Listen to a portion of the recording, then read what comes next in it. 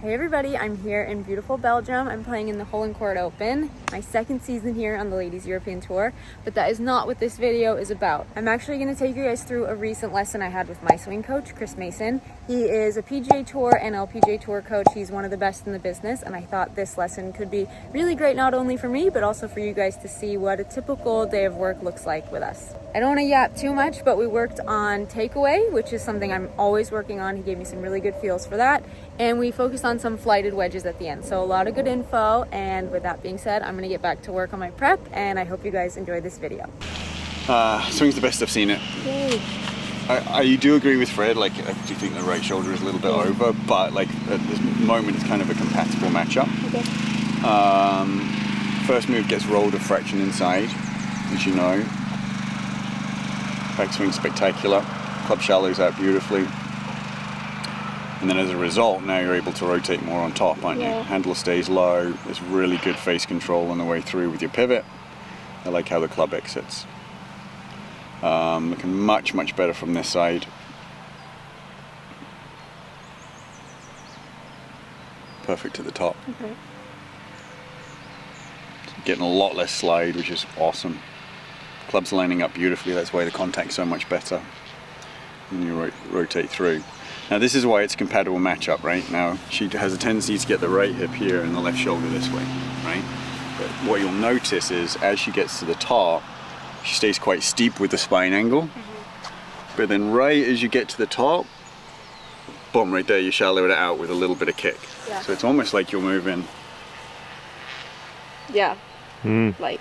Right, Yeah. now if I changed it and moved you this way, the club's going to go more inside on the first move and you're going to move more into flexion on the backswing.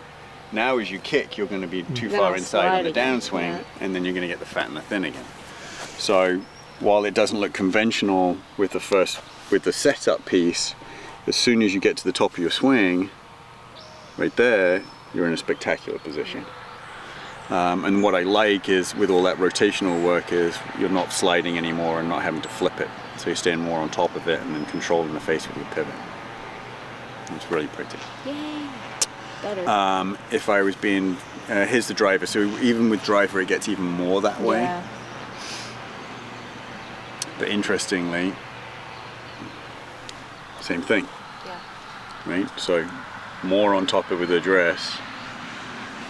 But as soon as you move down into transition, you're in a perfect spot. I like when the push happens, club lines up perfectly, pivot around the lead side. And here's the face, here's the down the line.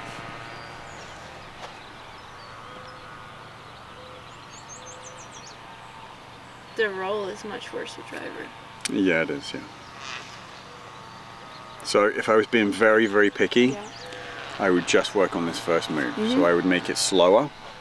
I would get the feeling like the hands stay a little bit closer to you on the first move, and the club stays more outside your hands. That'll stand the shaft up a little bit more. Club won't get so far across the line. Do you feel like I'm too standing up at that setup, or is that look okay? No, I'm happy with that. Okay. I'm looking for the back of the armpits, hit the front of the knees, hit the first lace. Okay. Shoulder rock, hands in, club out. Perfect. Good. That's really nice. Good. Well done. So you rock, so the hands are going to go basically straight and then start moving, making a little curve there, right? The club's going to stay out, and then from there, just give me a little 3/4 turn. Okay, I see. So you just Like more like wifey feel? No, just you'll feel like everything's a little bit steeper because the setup's steep to start. A little more compression, right? One thing I feel like sometimes when I do this takeaway drill, when I try to feel wide, I feel like I end up kind of like shutting the face. Yeah. So am I doing that, or does it look okay? I just want you to feel like you keep your wrist condition the same as you rotate. Yeah. Don't like turn it. No. Ready? So it'll be a little bit more Yeah. here. Yeah. Okay. That makes sense. So we're looking for the club head to travel up through shaft plane, up through your hands. Okay. Wow. Nice. Bingo. So then from there, just a little slower to the top, just for the drill, Okay. right? Just so you'll feel like the sequencing's more together, like your hands and arms are stretching your body. Club's more in line as a result. And then as you press down, club's still shallow, but it's more out in front of you, and then you can pivot left. That looks sick, like that yeah. Beautiful. Yeah. Okay, so let's graduate to level 2. Just give me a 3/4 swing and just keep that first move the same. Beautiful. There you go. That was awesome. Good. Get a good feel? Remember this. Yes, it's slow takeaway, and it feels like my hand is gonna hit my thigh. And the club out? So yeah, so it's like this. But you're not using the wrists? Nope.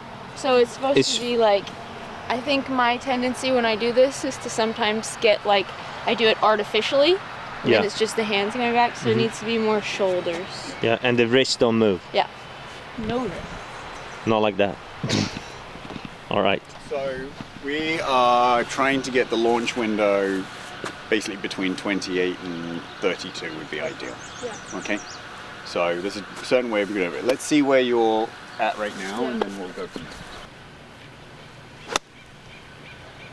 That's one thing I get very annoyed by. Sometimes I'm so steep on these. That's where I would say she's not. Okay. She's just behind. Yeah. And but that's where like I want to make sure that you don't think that you have to like be shallower. Yeah. Yeah.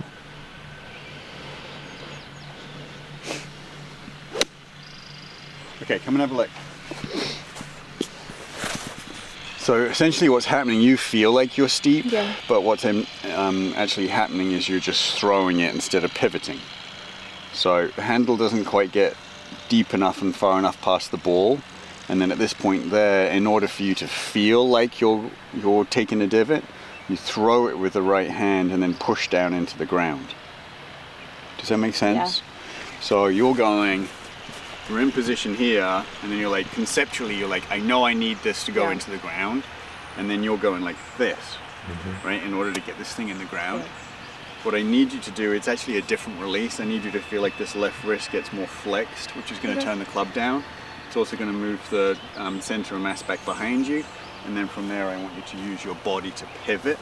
So you've essentially de-lofted the club on the downswing, and then you're using your body pivot to control the distance and the speed of the club. More like my full swing. No, not like your full swing. Really? I feel like I rotate so much better than my full swing. No, this is a different golf swing. Okay, so turning it down in the downswing. Yeah, so here's going to be your drill. Actually, let me just show you so you can see.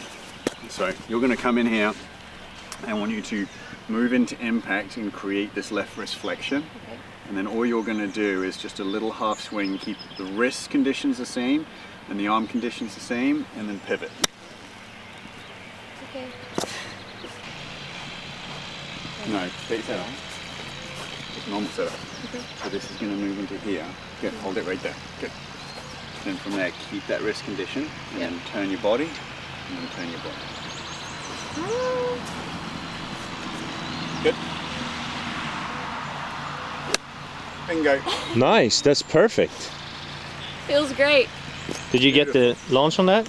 Yeah, 32. For a 60 degree, that's awesome. First, yeah, nice. You see how the club's in the ground, it's just not staying in the ground. No, yeah. Stop. Forward, good. Now keep that and just turn your body. Beautiful. Nice. But you gotta realize, like Chris, you said, these are two different swings, right? Yeah. No, but I think that's another thing I've noticed, and I don't know how, maybe you can tell me how like tour players do this, but I feel like all of my swing stuff leaks into like everything else. Yeah. All the time. Yeah, I would. Is that normal? Yeah, it is normal, but like you watch the best players in the world hit their wedges, and I think it's a huge differentiator between like a mini tour or a college player and then like one of the top players in the world. Is they're launching these much lower with way more spin and compression. Then from there, if it's coming out the same window every time, then all you're doing is changing the length of the swing to control the club head speed. And the ball's launching the same window, but then starts going further, obviously, and it's much easier to control the distance just because the launch is the same and then the spin rates just change. So more practice.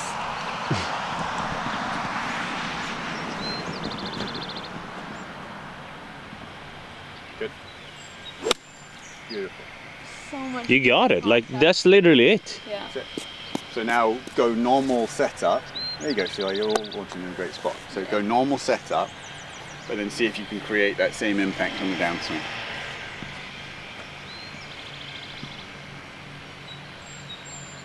Exactly. Very good. So pure. Beautiful. Too high launch though.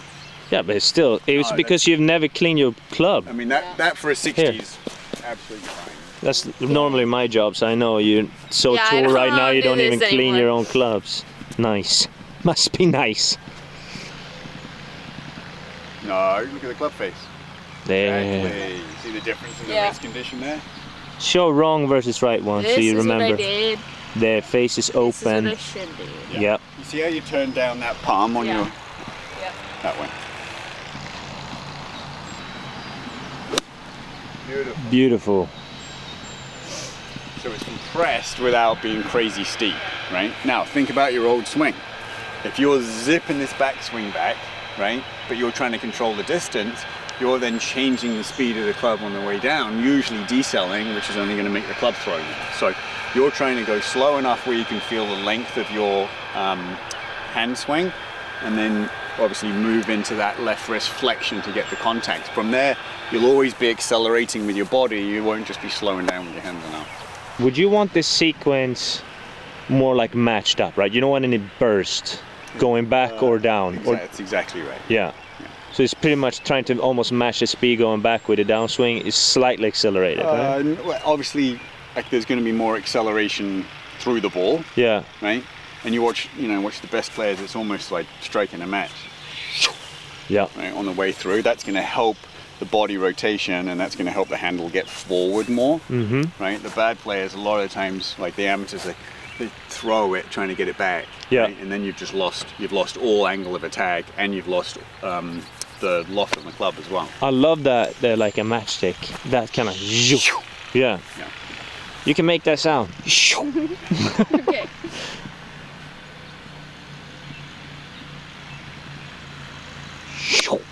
Nice. Beautiful. I'll provide sound effects. Yeah. Yeah. Look at you. Yeah. There we go. What was that one? 29. We got it first sub. There you go, sub 30. Come on, girl. Give us one more. Clean the grooves. There you go. Nice. We're starting to figure it out 29 there. again. See how Nice. that's slightly thin? Yeah. 29.6. Yeah. That's. Like that's kind of how you want to be hitting it. Yeah, low on the face, right? A little Yeah. bit of I thought Gear effect. when we watched Luke the first time, I was like, is he topping these? yeah. Or that Yeah. high? Say that again. So When we saw Luke Donald hitting wedge shots at waist, I was like, oh, is he topping it? But that's what he wants to do. They go really low and they spin. and you said the gear effect, right, Chris? Yeah. So what happens is you hit it low on the face, which actually de-lofts the club even more, and that's how you get that low launching. And that's High what all the spinning good one. ones do, right? Yeah. Yeah. Including Hannah. Nice. Beautiful. Thank you for watching that video. I hope you guys enjoyed it as much as I did.